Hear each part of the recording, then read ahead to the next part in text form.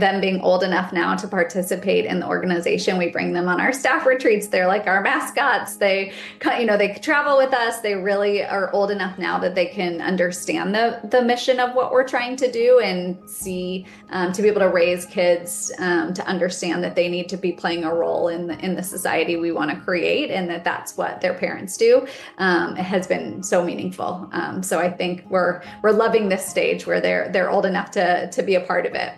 Welcome to the PM Podcast, brought to you by DonorSearch, the show that takes you inside the lives of thought leaders, innovators, and changemakers in fundraising, philanthropy, and civil society. I'm your host, Jay Frost. Rebecca Van Bergen and Chris Van Bergen are the visionary leaders behind Nest, a nonprofit advancing gender equity and economic inclusion in the global artisan and maker economy. As founder and executive director, Rebecca launched Nest in 2006 at just 24, building partnerships with brands like Etsy and Patagonia to support over 250,000 artisans across 120 countries, and pioneering global standards for home-based work. Chris, Nest's chief financial and operating officer since 2011, has helped guide the organization through rapid growth, leading ethical compliance efforts and expanding programs that serve thousands of small businesses worldwide. Together, they've redefined the role of handmade craft in the global economy, empowering communities, promoting transparency, and shaping a more equitable future for workers everywhere. In this conversation, we talk about their journey together as partners in life and work, their challenges and joys, and what they imagine for the future. Let's begin by finding out how the two of you came together. That's not the biggest part of your story, but it is a part of your story. You work together, you're married, this is a big part of your life. How did you meet? I'm gonna kick off, or I can. Go ahead. I started Nest. We're turning 20 next year, the organization that we run, which feels crazy. And I was about 5 years into running Nest and was living in Washington, D.C. But I'm from St. Louis, Missouri, and got my master's degree in social work at Washington University here in the city where we are. We're back in St. Louis now. And they actually gave me seed capital to start. And then I eventually moved to the East Coast. But we actually met through a mutual friend from St. Louis. And Chris was playing and working for an orchestra at the time. But our shared passions for kind of fundraising and craft and culture really kind of started the conversation. We definitely started our romantic relationship before he jumped over to the Nest bandwagon, but the kind of seeds of shared interest were there from the beginning. Right. It doesn't always work that way. Sometimes the love finds itself at the office, but it's nice that it works the other way around too. You said as a musician, Chris, you were working as a working musician at that point. Is that right? I was. Yeah, that's what I thought I was going to do for my full career. That's, from a very early age, I really was passionate about classical music. I was a classical trumpet player. Went to school for that, pursued that career for the better part of a decade. I was primarily on the East Coast. I did spend some time here in St. Louis, which is how I met this mutual friend of ours. But had that moment where things were going well. I was playing with all sorts of amazing ensembles and orchestras and doing the hustle, doing the freelance musician life, and should have been super happy and satisfied, and found myself not being that way, which was kind of this light bulb moment, looking in the mirror and think, ooh, I'm doing everything I want to do, and this doesn't feel like it should to me. And knowing that there's so many musicians out there who were so passionate about the work, and it felt like I needed to be pursuing something else. It just started kind of eating away at me, which was a little scary at first, because obviously that was my life plan, was to do this thing, and I was doing it, and it just wasn't what I thought it would be. And so I started working on the administrative side of the orchestra while I was still playing, and was kind of had my feet in both worlds. And that's when I met Rebecca and heard what she was doing, and something clicked for me there. And at the time, I didn't know we would get together, and I didn't know I'd be working at Nest for 15 years. But I did understand that what Rebecca was doing at Nest was having such a direct and tangible impact on the stakeholders that Nest was serving. It's like, oh, I think that's what's missing for me. It's that, I was playing these concerts and they were amazing. And I was playing with unbelievable musicians and conductors and orchestras and playing the most beautiful music. But I was missing that feeling of tangible impact. And that's what really intrigued me about the work of Nest. And Rebecca and her kind of passion for it and being the founder of this organization. Oh, it's really, really interesting. And that's really how we kind of connected up front. And from there, my career went in a completely different direction, right? I mean, I've been doing this for, again, the last 15 years. Pretty sure my parents thought I was going insane when I said I was no longer going to be in music, but they've come around since then. But yeah, it's been quite a journey.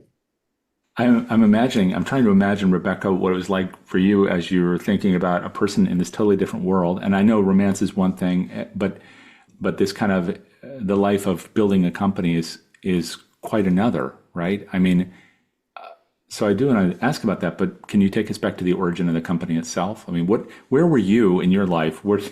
Besides St. Louis physically, where were you in your life that you decided you needed to form this thing? What was the genesis of that? I had just got my master's degree in social work. And at the time, Muhammad Yunus won the Nobel Peace Prize for microfinance. And if I just said we were turning 20. If you go back 20 years, that was really the beginning of the conversation around social business. And so at the time, it sparked a lot of conversations around the intersection of for-profit and nonprofit ventures and what kind of doing good in a kind of for-profit model might look like. And lots of organizations started thinking about ideas like microfinance. But I had just gotten my degree in social work, and from that lens, the idea of, in our country, if you start a business and take out a loan, that's debt. That's not necessarily like the key to success. And so it seemed a little problematic to scale that without kind of more holistic supportive services for women. And so that was the origin. I just had a vision for creating a model that was more about holistic support. So market building, business education. It could include financing, but not necessarily, and create kind of a stronger model for supporting women in business development. And really looking globally, craft has always been a cornerstone of employment for women around the world. And so really felt like that was the sector I wanted to invest in. I like to share that Etsy was actually founded the same right before Nest, just a few months before the year before. And so it was, very early in the days of handmade or artisan being kind of something in the consumer ethos. And so it's been an exciting journey to see how quickly it's caught on and how much interest there is in the handmade. Yeah, well, for those who have never seen the website, have never heard the organization before, can you describe briefly kind of what the mission and vision and the services, like, Yeah. concrete example of what it is? It's nice to know that, like, from that original vision, not what that's still very true to what our core mission is today. But so we support artisan and creative entrepreneurs and makers in the US and globally. The kind of foundation of our work is what we call our Artisan Guild, which is a global network of artisan enterprises. You could be a woman making pottery in your garage in Detroit, Michigan, or you could be a cooperative of women sewing baskets in Senegal and join the network. So it's a really broad and diverse group of people, but all really centered around craft being the primary driver of their business. And we run an e-learning platform called Nest Connect that any member of the guild can join, and then run kind of more in-depth application-based programs that makers within that community can apply for, from kind of business accelerators to financing. And that's kind of the crux of it. We sit at the intersection of kind of philanthropy and industry. So we are a nonprofit and raise money to run the programs that we do, but also work really closely with brands and retailers from Etsy to Hermes. So a wide array to build and run programs that support either US makers or global artisans or both. I'm trying to imagine 20 years ago what that conversation was like. There's one part of it that's about finance, you needed the money, and you just mentioned seed capital a few minutes ago. So it'll be interesting to ask about that. But also, it's a conversation where I don't know how many people were familiar with it. So you just mentioned Muhammad Yunus, and at that time that was, again, to many people quite new, that model.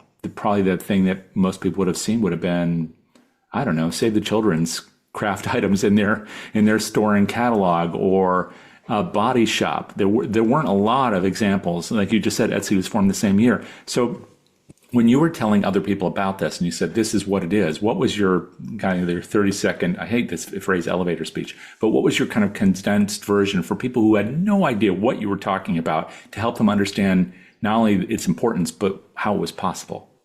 It was very hard in the early days. I think craft, kind of there was just so little, and the fair trade movement was very nascent. And so you mentioned it, and people like kind of pictured like, I don't know, kitschy things they would pick up on their travels or holiday ornaments or, very specific things. And that's changed over time. But I think from even still to this day, craft has always been sort of seen as kind of women's work or niche or non-scalable, and it really has lacked the same level of investment as other sectors. Like you look at small business programs and they really focus on tech and healthcare and food and beverage and many other industries. Craft is rarely at the top of the list. And so a big piece of our mission has been historically and still today to really help change that narrative, that it's a major driver of employment for women in the US and around the world, and a really needed form of employment. And then I think you add in technology and AI and robotics and all of that to the conversation, and its importance just grows. I think people really crave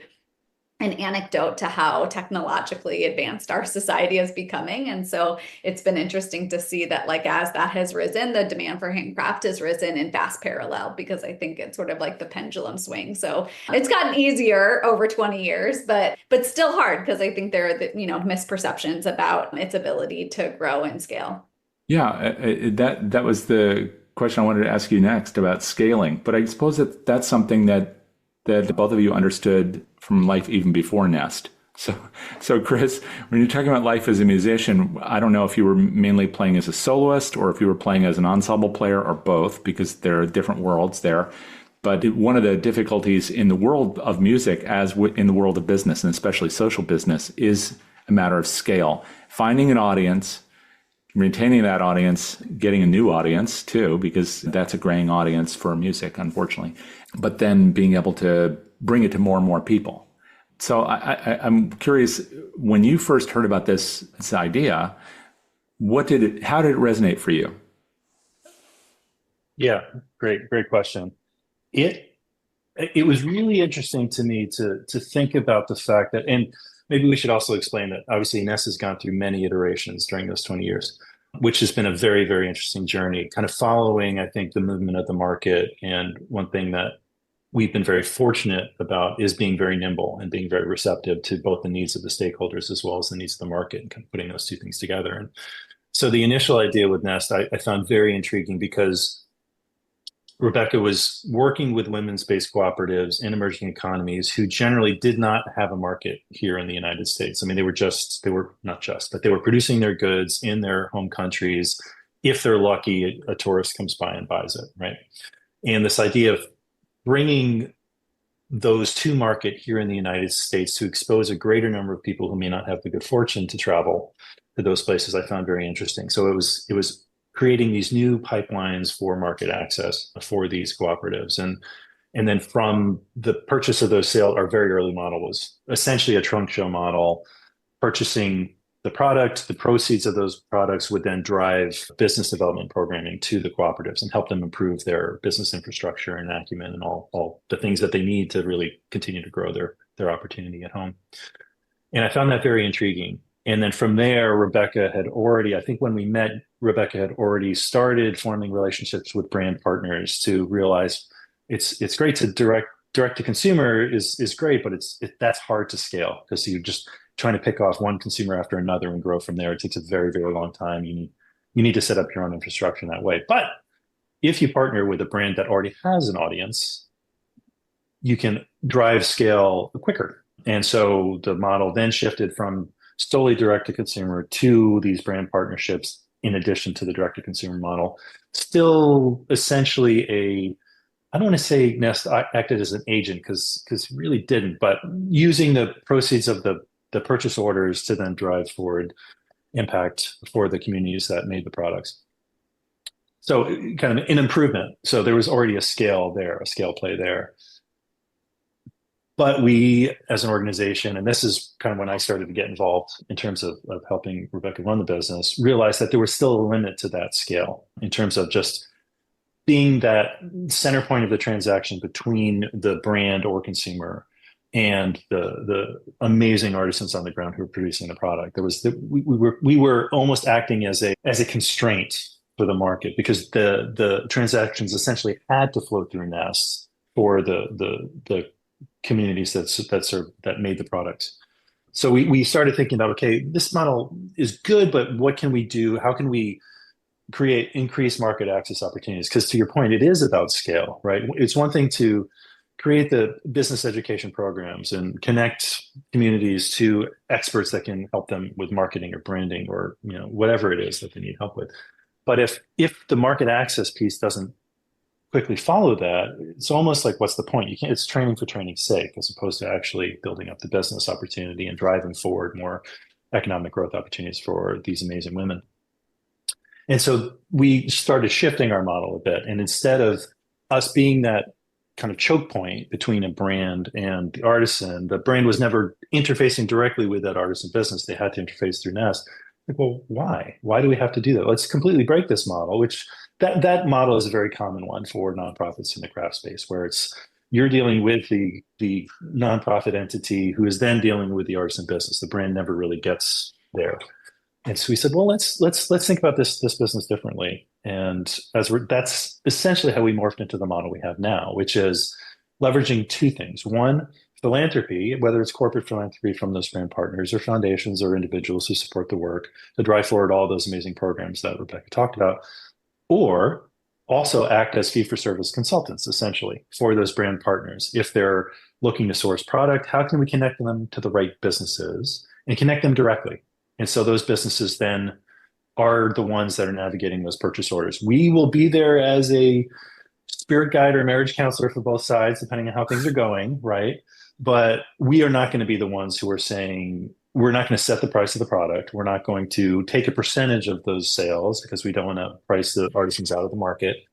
We want to make sure both sides can actually interface directly. And so then that lets all sorts of other amazing things as far as programming that we had to develop to make sure that the artisan businesses could do that successfully. So what training and what support do they need to be able to spread their wings and fly completely on their own? Not to use a Ness analogy, but I guess I just did.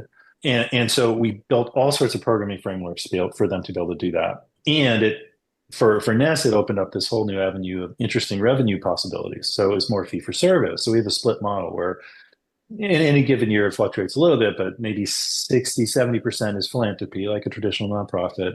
And the rest are these fee-for-service contracts, whether it's sourcing consultancies, which is kind of the arrangement I just discussed, or a big piece of what we do is also supply chain transparency work. So we built out a whole compliance program because the brands wanted to source the product.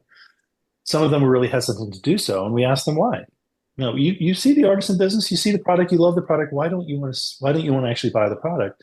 Very simple answer to that question was the brand said, there's too much risk. We don't know how much people are being paid. We don't know, my gosh, are there children making the product? All those very important questions that responsible brands ask.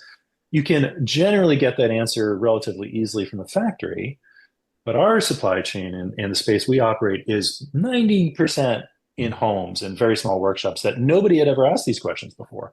Like, oh my gosh, big light bulb moment for us.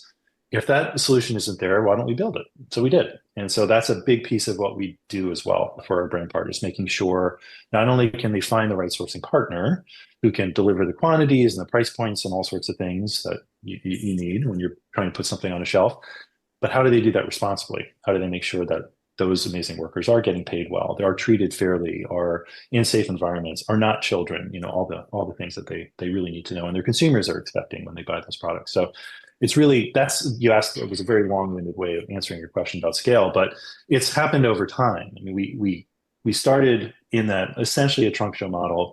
We built that bigger because we wanted it to scale through these brand partnerships. We still were seeing a ceiling in terms of our ability to impact change across this sector. So let's change the model and let's create something where hundreds of brands can be working with us at any given time. Thousands of artisan businesses are working with us at any given time so that we can increase that, leveraging these market forces to do so. So that's my answer to your scale question.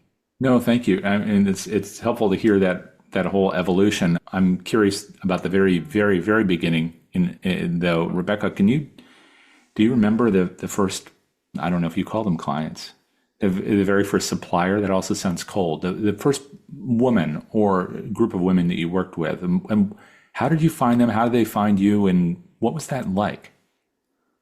Yeah, in the very early days, Well, we found artisans a few ways, but the primary way was that I actually very early on formed a relationship with the Peace Corps, that they send Peace Corps volunteers into communities to do volunteer projects, often around livelihood development, very often around craft. And the volunteers, the Peace Corps gives them a little bit to work with, but not a lot. And so they kind of build their own projects and ways they want to support and work within the community. And so it was a really nice match where I needed people to help me find artisans and makers globally and be on the ground, and they needed things to do. And so we formed a partnership, and the Peace Corps allowed me to kind of share information about Nest and what I was hoping to do with volunteers as they were heading into countries. And so we started 2 programs out of the gate. One was in Togo, West Africa, and the other was in Morocco. Interestingly, the second Peace Corps volunteer in Togo, West Africa from our first year of operation is now our chief supply chain officer. So has been at Nest since the Peace Corps, which has been an amazing journey. But that was our kind of first round. But then when you were kind of providing access and support to artisans and not charging them for it, kind of word gets around. So it also kind of spread through word of mouth as well. Have you maintained contact with the first artisans that you went, like the first artisan that you worked with? Yeah, especially since that woman from the Peace Corps ended up joining our team and is still on our team today. She has been able to like keep us in connection with the women we were working with in Togo and in Morocco as well. They're members of our Nest Artisan Guild that I was talking about. So one of the things that felt really important to me was that while you might be a part of an intensive business accelerator, and then that program ends, that you always are a part of this community where you can get ongoing access so that a relationship just doesn't come to like a quick halt. There's always kind of a way to be tapping into additional resources as kind of an alumni of our more intensive programs. And then, what I was kind of mentioning, that the sector has really been seen as niche or non-scalable. Having this global community really helps people see that this is, we have a footprint in 123 countries. Craft exists everywhere. It is an employer around the world. And so having that kind of larger community helps us make some kind of data-informed programming decisions, but also speaks to the scale and the need. Yeah. I'm curious what the effect has been for those women, especially those who have been there with you this whole time. Can you paint a picture of maybe a couple of those women, what it was like for them before and then after this relationship started with Nest? Sure. One of our more recent projects, we work in a community in Alabama called Gee's Bend, it's actually called Gee's Bend because it's like on a bend of the Alabama River, but it's a small community. It was actually the Petaway plantation after emancipation. The slaves that were working that land stayed. And so actually a majority of the community actually still carries the surname Petaway. And they make these just incredibly beautiful, very modern looking quilts and have a legacy of doing so. In the 70s, some art collectors found them and they ended up in some galleries and museums, and this community gained some notoriety. They're called the Gee's Bend quilters. But when we got involved about 6 years ago, they still were only selling to people who came into the community. That was it. So if you found your way in between Selma and Birmingham and you managed to meet a quilter on the road in Gee's Bend, Alabama, you could maybe negotiate a quilt sale, but they were not selling through stores or on e-commerce, despite having a postage stamp. And Michelle Obama's official portrait kind of likens a Gee's Bend quilt, and so we actually formed a partnership with Etsy and helped the quilters form their first online retail shops. Etsy waived their fees, and we helped invest in professional photography, and it's been super exciting to see. And that kind of led to some additional brand collaborations with Target and Crate and Barrel, and we just launched a program with Adidas. And to date, that community has earned over $1 million in direct sales back into the community. And before our arrival, the average annual income was $13,000 a year in that community. And so to be able to transition, having this talent, but not having an outlet, to crossing that digital divide to real significant income coming in from the beauty of their work is just so powerful. And so there's so many stories like that. They're a powerful one, but there are many others. But the talent is so rich that all it kind of takes sometimes is those unlocks for people to find it and be able to invest in it. Right. As you're both talking about these things, it also strikes me that when a company, and like a relationship, it goes through this evolution over a period of years, 15 to 20 years, depending upon what we're talking about, that the evolution isn't always smooth because we don't necessarily know what we're going to be doing next. We're just trying to make it all work, and we're enjoying it most of the time. But it does mean that there are challenges along the way. So one of those challenges must be letting go of some of the original components. I mean, this was, Rebecca, in your case, this was your baby. And Chris, I guess in your case, it sounds like the mode you found together is to find this kind of evolution together. How is this going to scale, if I'm right in that? What was it like to first decide that it was okay to not always be the intermediary, to not be the parent who walks the child to school? Let's start there, because that's probably what it was when you were first working with those women down there in the in Petaway. So what was it like to say, okay, we're gonna in order to scale and to serve more, we're gonna let go a little bit? I think I'm a trained social worker, and while I'm not doing any direct practice social work, I feel like the tenets of social work are very strong in the organization. And one of those is active listening and participant voice. And so it's always been really important to us that when we're building programs, we might bring, 20 years of having done programs. So we have some sense of what's going to work and not work and some creativity around it. But it's really important that every program we're ever running is really steeped and co-created by the community that will be benefiting. And because of that, our programs never stand still. One of our core values as an organization is actually iteration. And we try to normalize that our programs should never stay the same. If they are, we're not listening to the people that we're doing the programs with, because they should adapt and change to the needs of the community. And so really push our programming implementing teams to constantly think about hearing and adapting and changing what we're doing to meet need. And, the last several years, from COVID to climate change to, global political upheaval, there's just been a lot of change. And so it's felt more important than ever that we're really kind of continually thinking about the growth and expansion and adaptation of the programs that we're running. Yeah. And Chris, I don't know if you want to speak to that, or maybe just, add some color to it in terms of your particular role, because you came in after, Rebecca had already been doing this for several years. So what are your thoughts on that? Yeah, I smiled when Rebecca was talking, because Rebecca and I have different functions in the organization, but we're hardwired differently. Right. And Rebecca is incredibly entrepreneurial, always has been. She's genetically hardwired that way, always thinking about how to improve, how to change, how to better meet the needs of our stakeholders, how to be more responsive and receptive, and her mind is always 4 steps ahead, which is amazing. I marvel at it, honestly. I'm hardwired a little differently in that before I take that first step, I need to really sit in that change and really think about all the angles and look at the risks and try and quantify the pros and cons, all the things. And so I take a different approach to the conversation. I think between the two of us, it works really well. I slow down. She pushes me to move faster. I push her to slow down slightly. And therefore, we're able to really think about these different avenues for change. And I mean, let's be honest, right? It doesn't always work. It doesn't always feel great right away, but if we are constantly performing active listening and constantly thinking about what can be better, we're able to continually improve the way that we approach the work and the projects and the scale. And what are those trade-offs when you're scaling? Either scaling the amount of businesses you can serve at any given time. And there was a point where we were serving very, very deeply 5 to 10 businesses in a given year. We were really deeply embedded in those businesses on the ground, really, really. And it was, and we were, there was massive impact for those businesses as a result. But that's 5 to 10 businesses in one year. There are thousands upon thousands of businesses. We would never be able to address all the needs of all those businesses that were constantly reaching out to us and say, hey, can you help me out? This is my need. I need help doing this thing.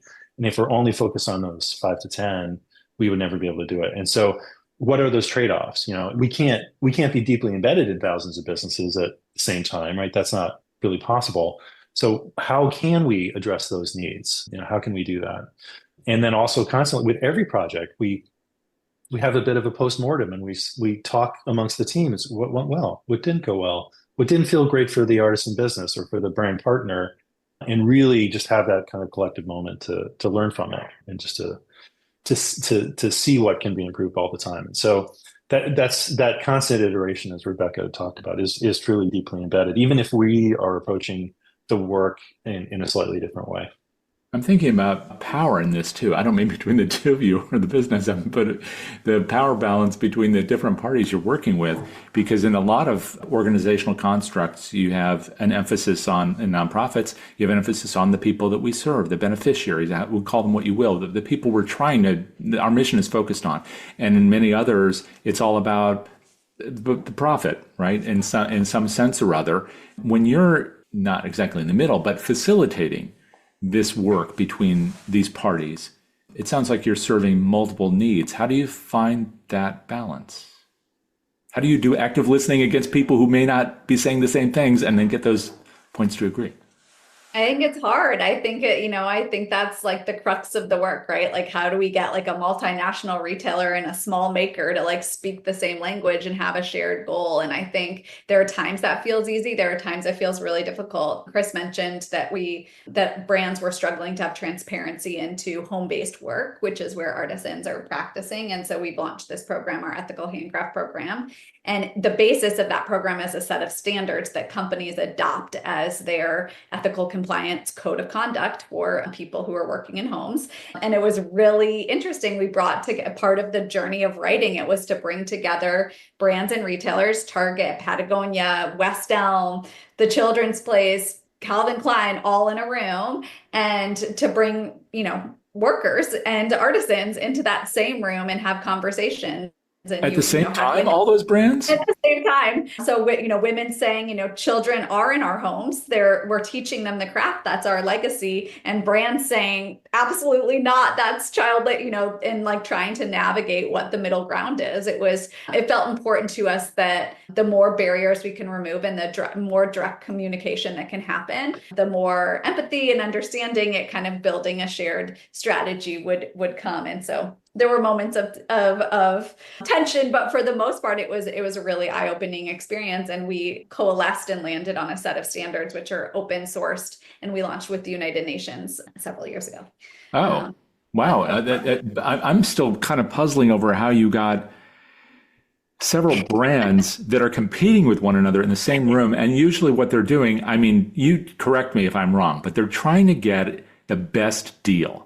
So that means it's irrespective of whom. So whether they're dealing with some giant factory in Singapore, or that's probably a bad example, but Hong Kong or something, or whether it's a woman who's in her 70s and has been making this beautiful thing her whole life and never had a distributor, they're going to treat it the same way. It's about a transaction. And if you got them, not only to start thinking responsibly or to encourage that through these practices and policies, but also then to work with one another in the same space. I don't know how that works. How'd you even get them in the same room? I think one of the things that's interesting about the sector, and Chris can chime in on this too, is that around standards and kind of transparency in the supply chain, they're actually kind of after disasters like Rana Plaza and other things that really rocked the world in terms of consumer awareness of the challenges within massive supply chains.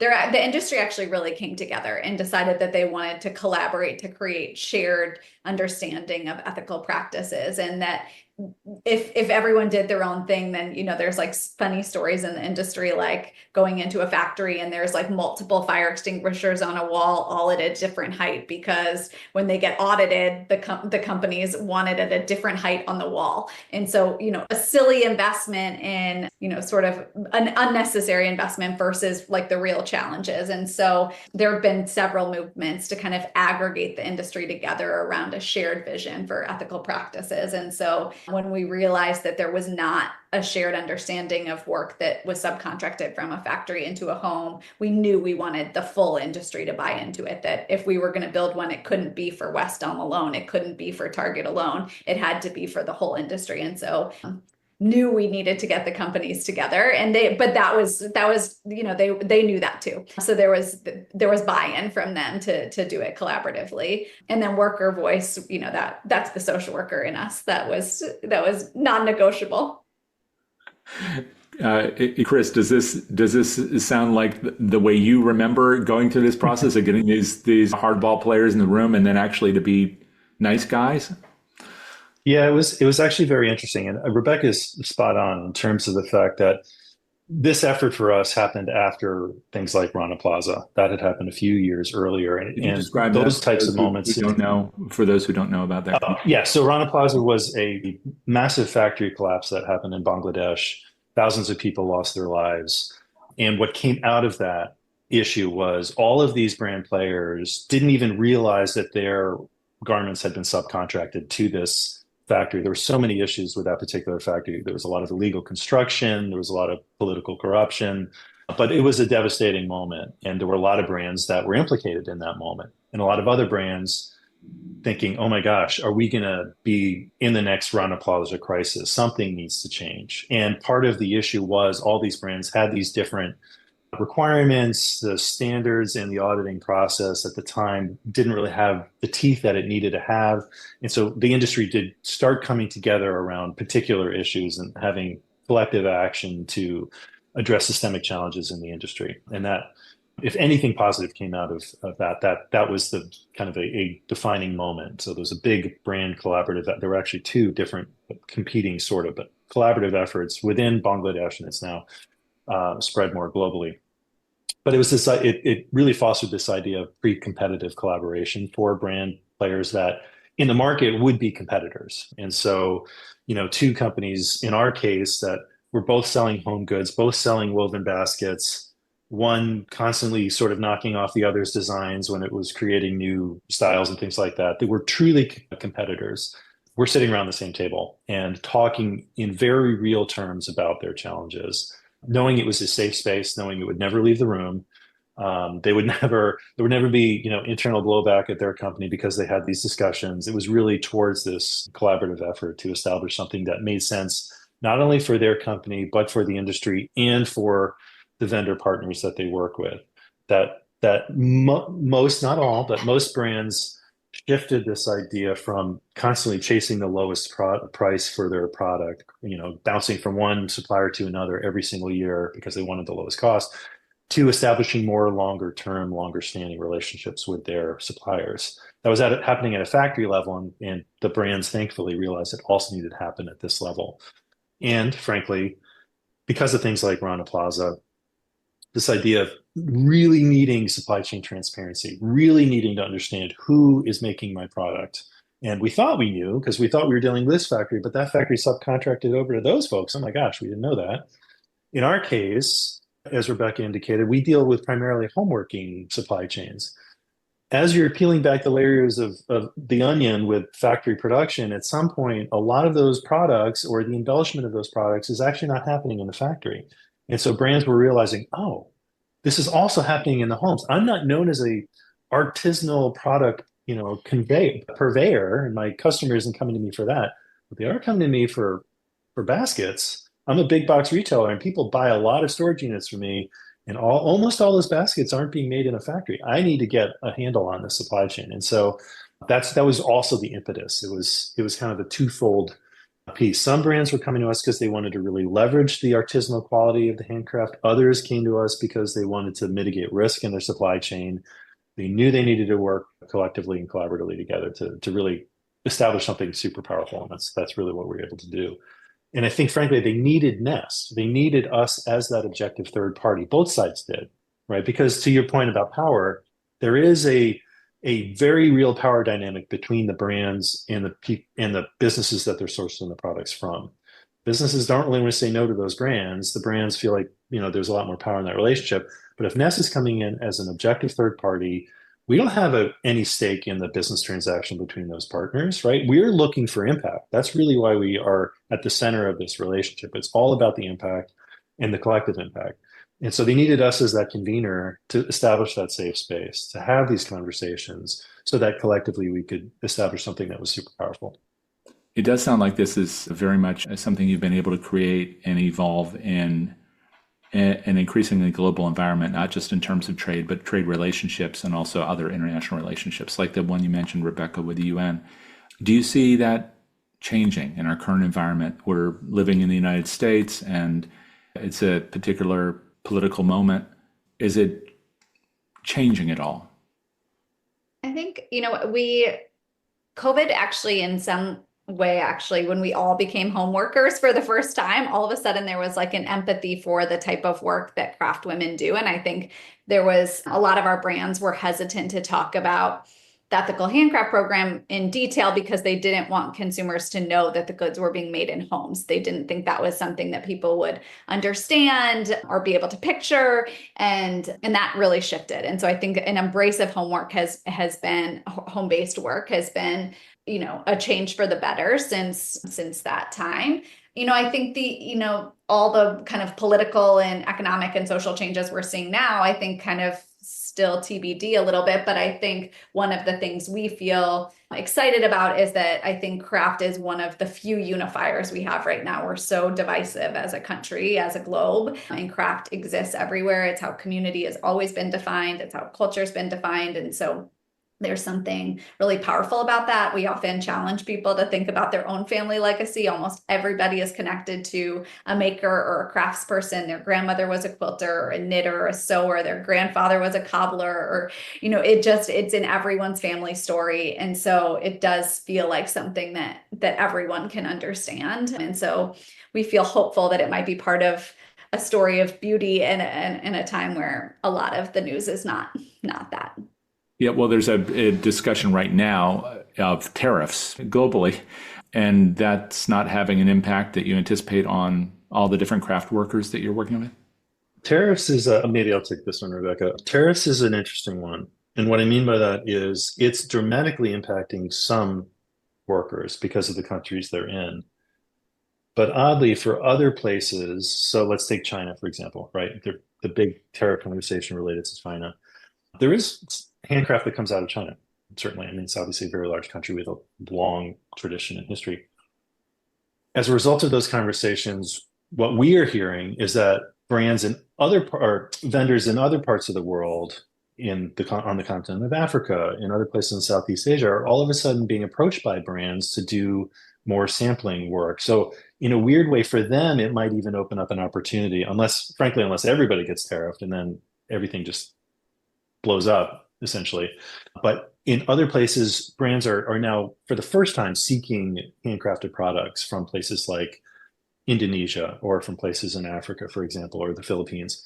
And so we're very conscious of the fact that an opportunity for some people, a new opportunity, means that opportunity is gone for others. And so there is this strange sort of balance of the scale that we have to navigate. And it's for us, our role, honestly, is just to help arm the businesses that are being negatively impacted by those types of conversations. A complete external force, right? Has nothing to do with their business operations, their quality, or anything, but it's acting on that business. How we can help them try and be more resilient, come up with different ways that they can bring their product to market. Maybe it has to be more of a domestic market for the time being to weather that storm. And for those other businesses, how they could responsibly scale their production capabilities and capacities to meet a potential growing demand. And so it's tricky waters for us to navigate, but we try and be as objective as possible and be as supportive as possible from everyone, knowing that some people are experiencing this hopeful opportunity while others are losing their livelihood, frankly. And so it is a challenging place for us to sit, but that's the service we're trying to provide for both sides of that. Right. What's the hardest part of this for each of you and collectively for the business? What's the hardest part of this been? I can go first. For me, it's, I take Nest as like my first child. We have two others, but I take everything at Nest very personally because it's very difficult for me to separate myself from the organization. And so if things are hard at Nest, I take that just very, very personally, which I then bring home into our relationship. And so that's definitely, I think, been the hardest part. The last several years have had some ups and downs. And obviously for the foreseeable future, it looks like that might become more of the normal. And so learning to navigate being able to disassociate myself from the organization's success, I think has been something I continue to navigate as a founder that's challenging. And then added that we're married. And so it's like, we don't set it aside as often as maybe we should. Right. No, it never goes away, right? The good times and the bad times in the business obviously are there over breakfast and every other time of day. The joy of working together is amazing and very powerful, but it's also the biggest challenge, both for us individually as a couple and as a family, but I think sometimes maybe also for Nest, because in a traditional structure, you have the executive director and I run the operations and finance of the organization. They're not as linked as they are in our case, since we are married, right? And so we need to make sure that there are guiding lines between the work that we do, so there's safety for the team to bring up issues and other things like that. And so it's the trickiest waters for us to navigate, for sure. And so it's the blessing and the curse of being able to work together. And I mean, it's sort of, I don't know if it's funny, but our children told us once that the only time they hear us bicker and fight, it's around Nest, which I guess maybe means we're doing a good job in our relationship, but it was also sort of a moment that we had to pause and say, oh, maybe we need to like figure out how we can have those more tense conversations in a way that either the kids aren't worried about us fighting, or it just feels more productive. And so that's the part that's been, I think, the trickiest for us to navigate. How old are your kids? 10 and 12.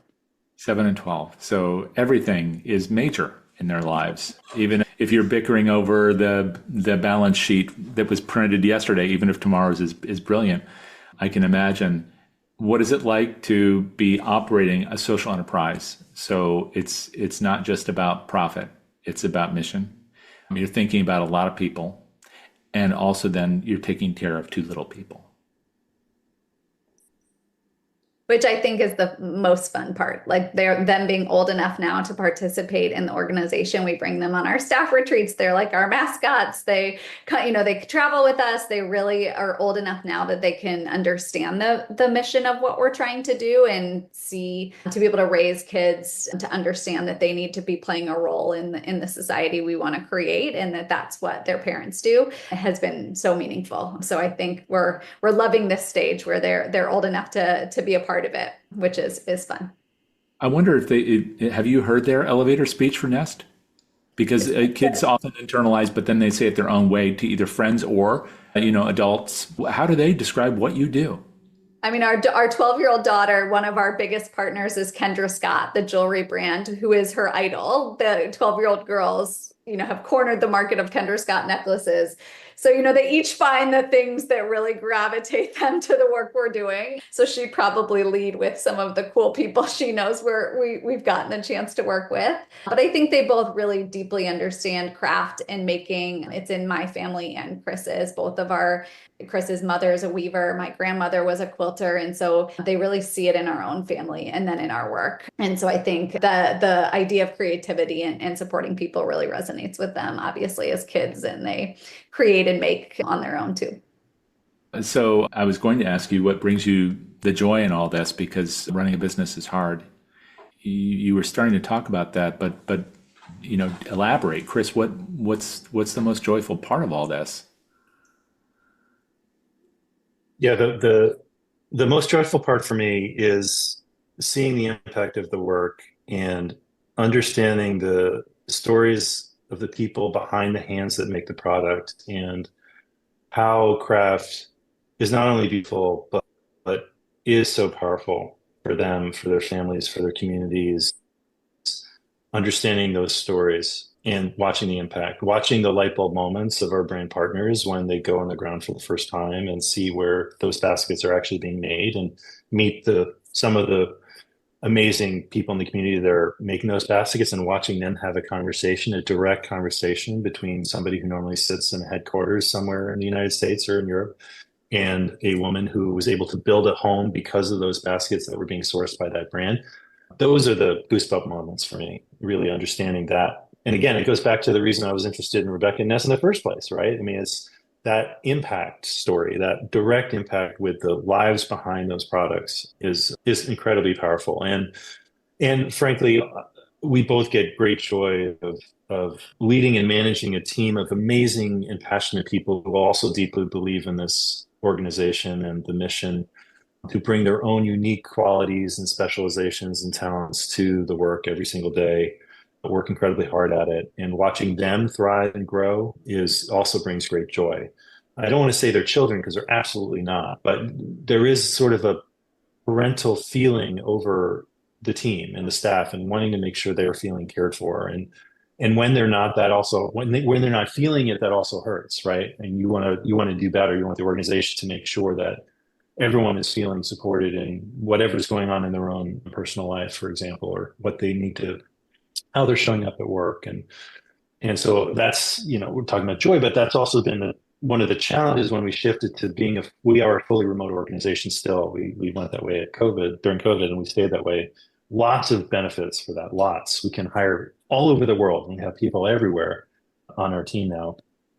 But one of the challenges is you can't have that direct human connection with people over Zoom. You can't be in the same room and sense it's like, hey, what's going on? Yeah, it feels a little off. What's happening? How can I help? It's harder to do that over a computer when you're not physically in the same space. And so it's been an interesting challenge for us to navigate. But when we get it right, it feels amazing. But it is something we certainly think about a lot. How do we care for those folks when we're not in the same room? How do we set a culture where it feels open and collaborative when we're needing to engage over technology instead? What's the scale of the operation now? How many staff and how many partners, et cetera? We have a staff of 30. We have a staff of 30 and probably about the same number of active brand partners. I would say between 25 to 30. And then in our artisan guild, we have about 3,000 small to medium-sized businesses in 123 countries. So very broad, it's just amazing to see that kind of global footprint. I, pinch myself every day. So you asked about joy and, just to be able to have seen the growth and, know I played some sort of role in it is really incredible. And you both talked about impact, I guess, as the primary driver of this, because there are many things that you both have done and can do, and you've chosen this, and you've chosen to keep doing this. So what is the impact you want to see? So now you've done 20 years, and I know it's a lot to ask. Crystal ball questions are never fun. But if you looked ahead for 10 or 20 years, what would you really like to have accomplished? I'm terrible at future looking questions. But I think only because I would never have imagined being where I am today 20 years ago. So it really, no, I can't even see the future. But I think we're really energized by the conversations around technology. I think that it's actually oddly one of the most pivotal moments for handcraft. It's a huge opportunity for us as the world becomes so much more automated. People really are yearning for the handmade. You've seen not only a rise in purchasing, but also a rise in doing. The number of people who now want to learn how to knit and sew and bake bread and it's fueled this entire industry of connections to people and hands. And so we feel we're just at the tip of the iceberg of what's possible in terms of helping bring craft into the mainstream and allow it to continue to succeed.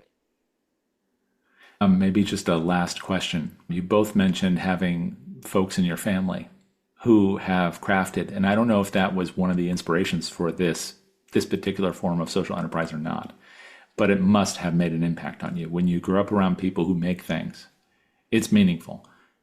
When you talk to them now, assuming they are alive and with you now in your families, what do they say about what you're doing?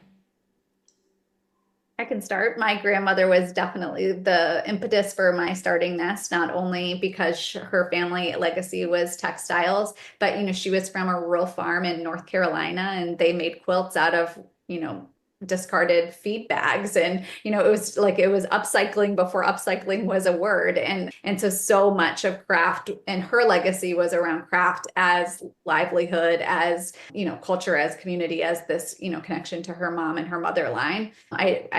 She also was really an inspiration in terms of social justice. She once said that every single one of her grandchildren works for a nonprofit, which is true. So she really was the motivator in our family to put doing good and at the heart of our career aspirations. I actually just lost her this past winter, which was very heartbreaking, but she was Nest's biggest cheerleader. And for me, I think, so my mom is a weaver. My mom, both of her parents are Swedish. There's a very big weaving tradition in Sweden. And generations before her, were all weavers as well, with natural dyed yarns and things like that. And I think for my mom, craft was always a very personal thing, in that in the family, they would weave things and it would always just sort of stay in the family. So it wasn't this idea of leveraging craft as a economic opportunity. But I think through the work of Nest, I think it is something that my mother finds very inspiring, that there are people who are practicing these crafts, making beautiful things, seeing the value of those things, and then being able to leverage that for the betterment of their community. I think she finds very powerful. And so she still weaves today. She's now doing all sorts of interesting textile arts and things like that. It's fascinating when we go visit and see her looms set up, and watching her then work with my daughter to put some yarn in the loom. It feels really nice to watch that happen in those textiles. So yeah, I would say it's that. It was sort of a click for her. It's like, oh, these things can drive forward this amazing opportunity for these communities. And, girls can now go to school because their school fees are paid because of the craft that somebody is practicing on the other side of the world. So that's the powerful piece of it. And Rebecca, maybe just the very final question for you, which is that you've talked about the origin of this, and you've talked about the best you can project what might happen and what brings you joy with this. For you, as you think about this in its totality and sum, what brings you the greatest pride? That's a good question. You have me stuck. Or tongue-tied for a minute. I think that's a good question. I think that there was, every day the little stories bring me pride, but I think one of the things that truly brings me the most pride is to look back on 20 years and see that, the first Togo Peace Corps volunteer is still on staff today. And so many of our board members have stayed. I started Nest so young, I was 23. I had no idea what I was doing. And so much of building and running this organization has been fully because people somehow believed and trusted and came alongside me to do it together. And so many of those people have shaped the journey that we've walked, and to still have them walking beside me on this road all these years later is by far my biggest joy. From the makers themselves who are still involved and still tell stories to all the supporters along the way. And so I just, I started Nest and called it Nest because I had this idea of being a supportive community for women, and being able for it to be a launch pad for people to feel safe enough that they can fly, but you always come back to it too. And I, I believe and hope that the organization feels that way to the people who have gotten involved or have been a part of it over the years. Well, that's it for this episode of the PM Podcast. You can learn more about Nest at buildanest.org. Our thanks to our sponsor, DonorSearch, the world leader in AI and donor research for nonprofit fundraising. Our producer is Jack Frost, and our theme music is Moving Out, Moving In by Jay Taylor, and is provided courtesy of Epidemic Sound. If you like what you heard, make sure to subscribe wherever you like to listen. Check out our sister shows, Frontlines of Social Good and How to Raise, and come back next weekend for another conversation with a leader in the world of social good. Until then, this is Jay Frost. Thanks for joining me.